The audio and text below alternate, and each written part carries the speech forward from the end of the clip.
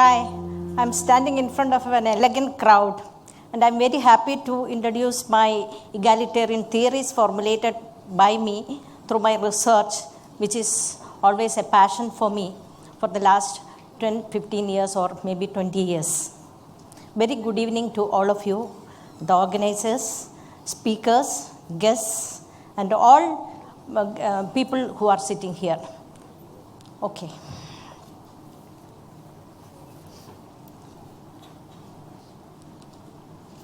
Environmental management systems for the warming world. That is my topic. And I'll start with the poem written by me, which explains how I got into this sustainability research and all the background information you will get so that you may not be able to ask me many questions, how I landed up in this sustainability research. I am from God's own land, brought up in the blessed land. I am molded up by the real world. And because I am just an average Keralite, born and brought up in a place like Changnasheri, which is mid Kerala. And later part of my life, I was spending mostly in Ernakulam. And little while time, I was in Delhi. And I was away in Pune also. Then little time, I was abroad. Of course, I joined my better half and siblings who are always now they are working in Middle East as well as in America and also the places. Because now I am working as senior town planner. I am working here alone and all my family members are away. That you must understand.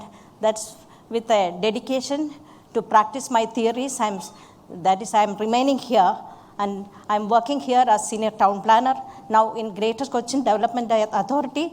I'm the head of the department there, and on the expectation that I'll be getting some chance to practice my theories, which will be beneficial for my city, and in turn it will be beneficial for the entire world.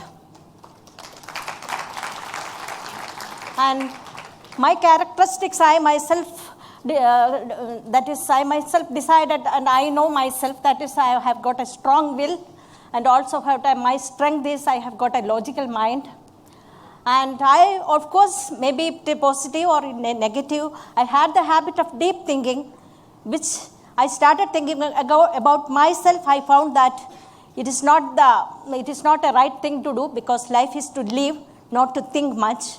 So I rooted my flair, because I always wanted to see that all the negative things, everything has got a positive. So I just wanted to fit my characteristics, my ability to a positive thing, so that I rooted my flair for a worldly cause that is kept me occupied and content, gave me acceleration as I used my spare time, because I never compromised my job, I never compromised my family. The spare time I have used for the betterment of the world, and I rooted my flair for the worthy cause of global warming. But the will of die, because I always believe in God. I am a strong believer of God. Form theories and concepts useful to mankind and for the stable earth, but it is but a Herculean task to catch the world's eye. Determined to work for the cause along with my dear ones, to endow it to the entire world. A cool solace for the warming world won't tire till I reach my goal. That's a poem. I hope all of you might have got some idea how, because everything, my flair, it has come internally, not from externally. I myself had to survive in a very happy and content mood. That's why I rooted all my flair towards this cause. And in 2013, on the 22nd day of my birthday of my daughter, I registered an NGO by name Center for Environmental Efficiency to propagate and further develop the EE and CC theories, which were evolved by me during my PhD research in 2011 from the Cochin University of Science and Technology, Cochin.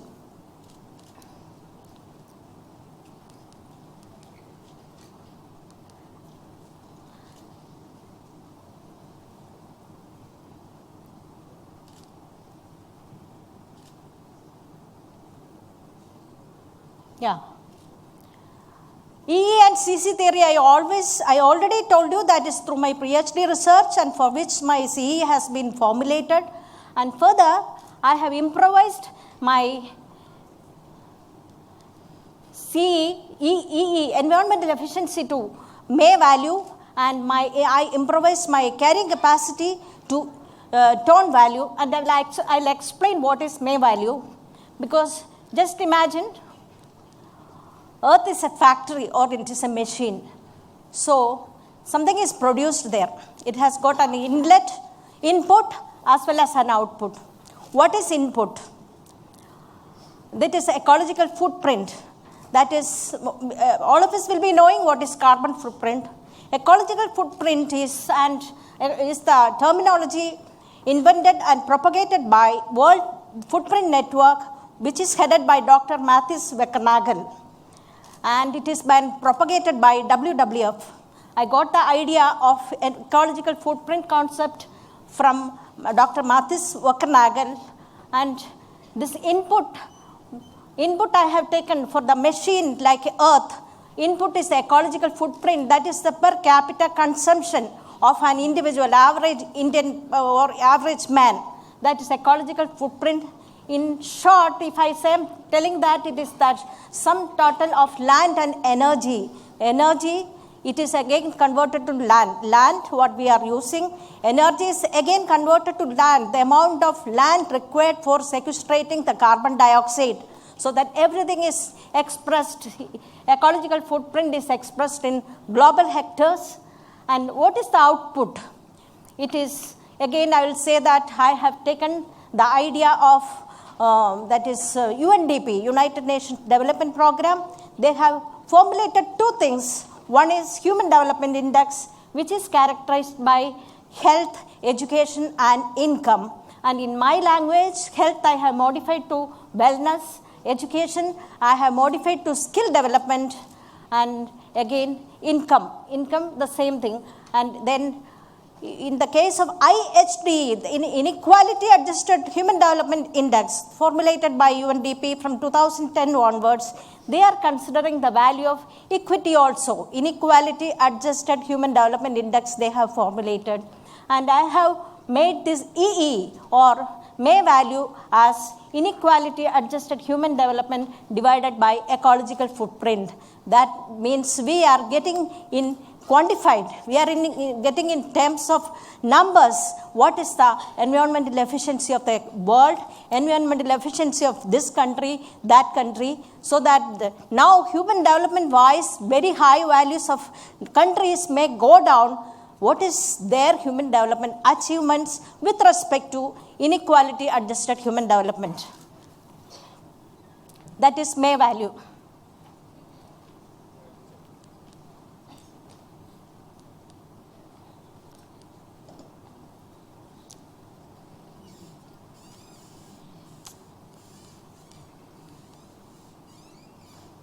Again, I am introducing this thing, that is tone value. Of course, this name is put under my husband's name, Anthony, and I call him often as Tone.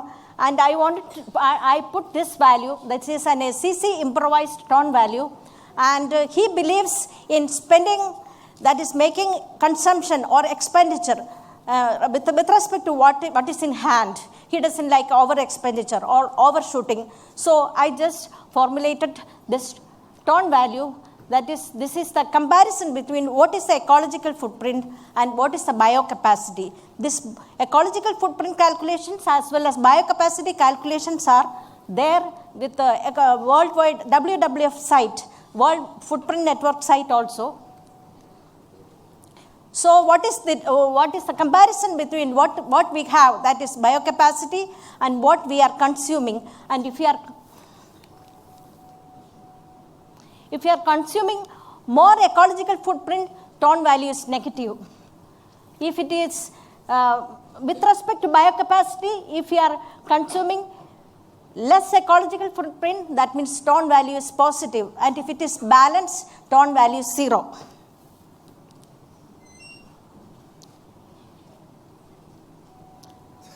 So based on the database from UNDP and WWF, I have calculated this HDI, IHDI, these are all the figures we have taken from the WWF, that is UNDP site, but EE and CC value I have derived, it is 2.5 and 0.65, but May value is, that is IHD by EFP, it has again come down because so much of inequality is existing in this world, which is quantified, that is May value, it is going down, that is equity adjusted May value is the crux of everything about our achievement, and TON value is negative, that means ecological overshoot is taking place, we are consuming what more than what we have, that is the indication, and at least TON value should be 0 or it should be non-negative value, that's the favorable condition.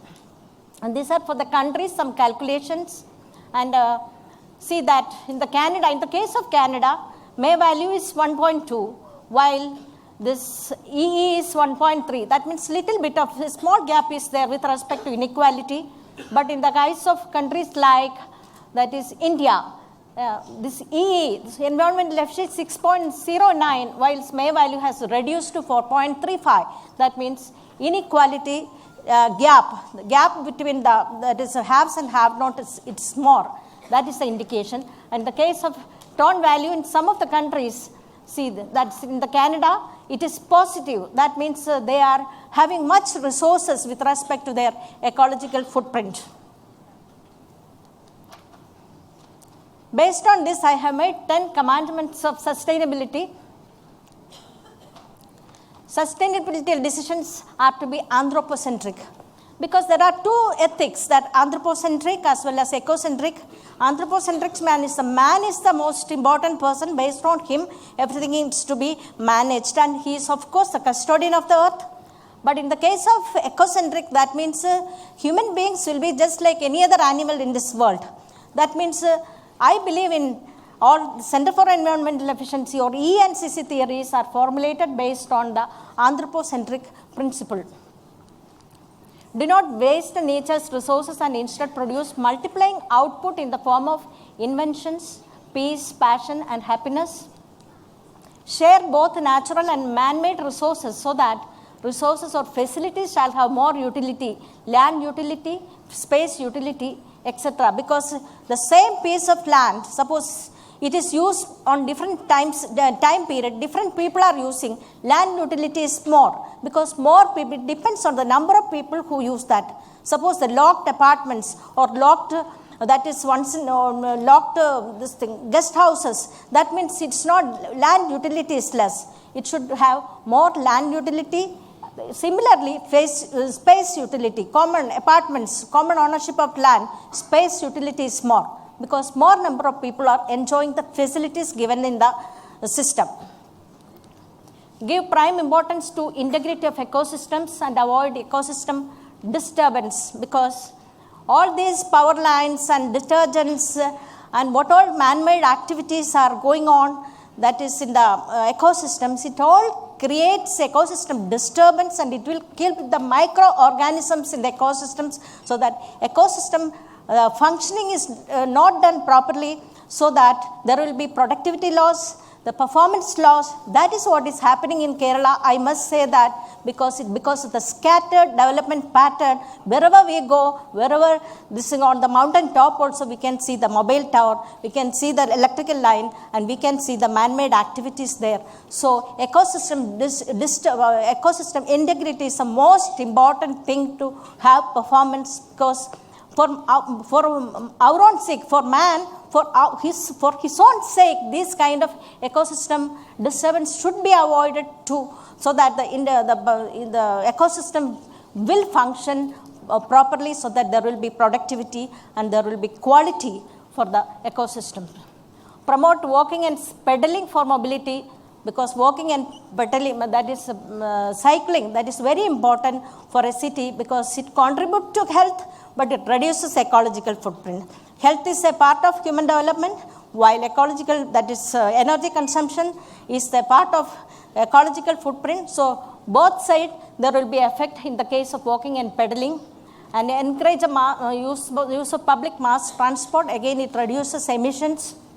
because more number of people are using, promote green spaces and open spaces inside the city, because more number of people will be able to enable human development. Encourage high-rise accommodations with less ground coverage and more space utility.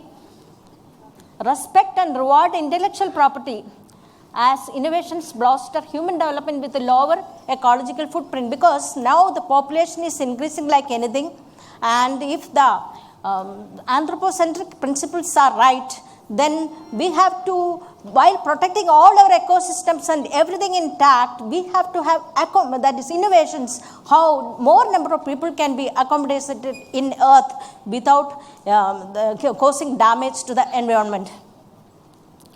Compensate and ecological overshoot by polluter pay. These are the 10 commandments, and these 10 commandments I have evolved from these two summarizing commands, like improve the environmental efficiency and may value, and then improve carrying capacity and ton value. And these are the applications level.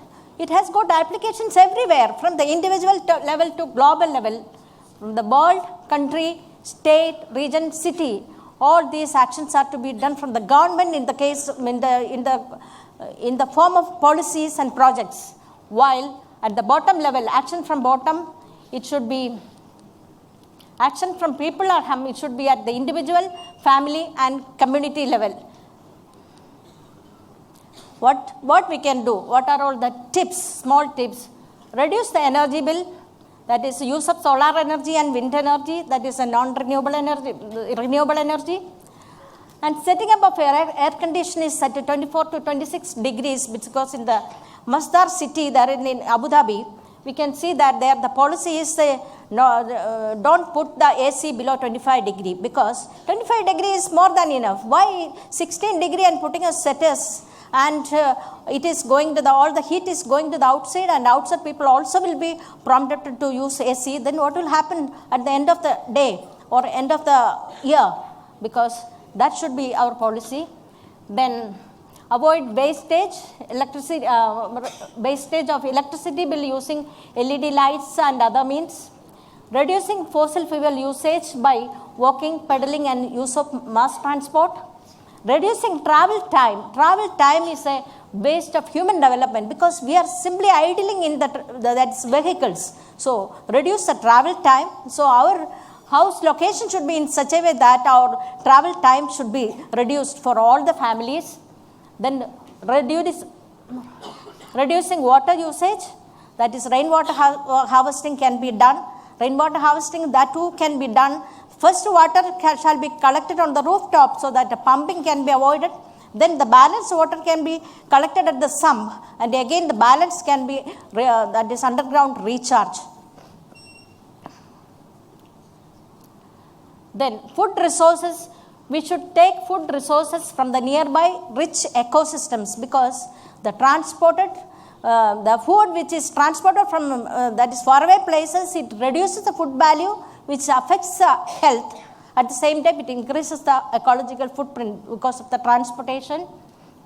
Then location of the house or apartment, it has got a square effect. Square effect means it is that is it increases, because if our house is located in a very environmentally efficient location, and with all such schools, colleges and hospitals and railway stations and things like that, if it is nearby, it is known as an environmentally efficient location. That means our human development opportunities will be high, while ecological footprint is reduced. That means square effect is there. It is known as alpha square effect, because accessibility is a very important factor. I have named in my thesis it as alpha. So alpha square effect, because that multiplying effect is there for the location of the house. And all these reducing things, these are all without compromising human development, because if we need it, we use it, avoid wastage, and so that all emissions will be brought back. Either it will be, the input will be reduced, or it can be brought to the output, so that it will be functioning with the high environmental efficiency. and I have made presentation. This is the presentation which I made, action from people. And so far I was making presentation in different places with the action from the government. And I have made presentation at Indian Engineering Congress 2011, Global Summit London 2012, Keralite Engineers Forum Doha, Qatar 2012, presentation at IHS Rotterdam, Netherlands in 2015, and Smart Cities in India Conference 2016 at New Delhi. And patent also I filed both India and international, and Indian patent it is published, and international patent pending number I am waiting for. And my achievements are, these are only one part I have explained. My achievements are developed a logic for quantifying the environmental efficiency of cities in a GIS platform, and developed a methodology for performance ranking of cities based on sustainability. Because in India, if there are so many cities, based on environmental efficiency and carrying capacities, we can quantify it. See, this city is the first rank, this city is the second rank, city is the third rank. I have formulated this ranking for the Asian Cities Index based on the database of Siemens.com. And data source for deriving this management system is from, I acknowledge it now, that is already I told you, that is UNDP, World Footprint Network, and WWF. And special thanks to TEDxChoice team and led by Rose Mibu. Then my family members, Anthony Kattikaran, Maria and George Kattikaran, who were all through supporting me, helping me. Anthony Kattikaran has sitting away in Doha, he was correcting, that's doing editing part of it, while Maria and George were making the visual part of it. I'm very thankful that TEDxChoice team has given this opportunity to explain these theories for the benefit of the humanity, so that this TED is a very famous event thing, that is, it will be thrown to the entire world, and I keep my fingers crossed so that it will be brainstormed at higher levels to bring this concept into a reality. Okay, thank you so much.